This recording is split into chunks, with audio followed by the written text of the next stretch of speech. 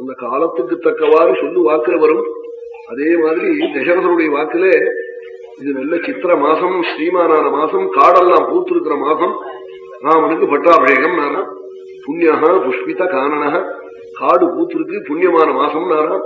என்னமோ ராமனை காட்டுக்கு மூட்டை கட்டி அனுப்பிச்சு புண்ணியத்தை தபசு பண்ணி சம்பாதிச்சுக்க அனுப்புறா போல அவர் வாக்குல சொல்லு வந்து நாளை இன்னும் யுவராஜ்யாபிஷேகம் சொல்லிவிட்டாள். ஜனங்கள்லாம் பரமோத்சாகத்தோட சித்துவட்டத்து ராஜாக்கள்லாம் நாளை தினம் பட்டாபிஷேகத்துக்கு சுவாமிக்கு முக்தாகாரம், ஸ்வர்ணாபரணம், பொன்னாடே, சந்தனம், ரத்ன கிரீட்டம், மகர குண்டலம் சுவாமிக்கு தகுந்தபடி பண்ணிட்டு வரணும்னு எல்லாரும் வேகமா பரண்டு போயிட்டாள். தசரதன் தன் கிரகத்துக்கு போனாள். மறுபடியும் ராமனை கூப்பிட்டு அனுப்பிச்சு ஏகாந்தத்துல கண்ணும் கண்ணீருமா சுவாமியை முத்தமிட்டு சிரஸ்த மகர்ந்து பார்த்து மடியில உட்காத்தி வச்சிருந்து 25 வயசு சுவாமிக்கு. அப்போ சொன்னாலாம் கண்ணும் கண்ணீருமா,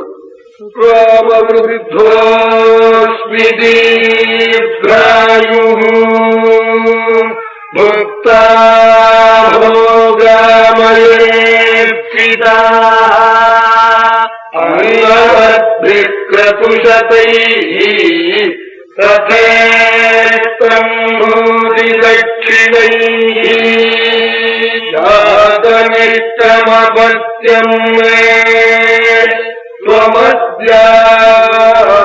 ஸ்வமத்யானுபமம்புவே நகிஞ்சிம்மபகர்த்தவ்யம் தவான்யத்ராபிஷேகநாதி.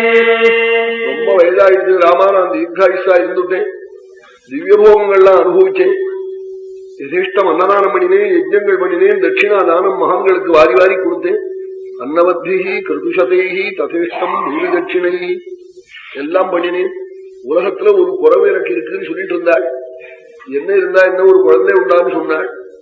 அந்த குறையை எப்படி நீக்கின்றேன் தெரியுமா ராமா, உன்னை பிள்ளையா பெற்று இனிமே தசரதனை போல பிள்ளை பெற்றவன் இல்லைங்கிற நல்ல பேரையும் வாங்கினேன்.